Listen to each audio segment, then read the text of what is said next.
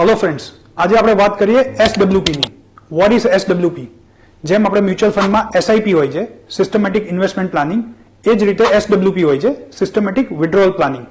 તો આજે આપણે સિસ્ટમેટિક વિડ્રોઅલ પ્લાનિંગના પાવરની વાત કરીએ. હવે એક પર્સન છે Rahul 20,000 rupees every month SIP કરે છે 20 યર્સ સુધી એટ ધ રેટ ઓફ 15%. તો 20 યર્સ પછી એ ઇન્વેસ્ટ કરે છે 48 લાખ રૂપીસ, જેની વેલ્યુ થઈ જાય છે 20 યર્સ પછી મોર દેન 3 કરોડ રૂપીસ.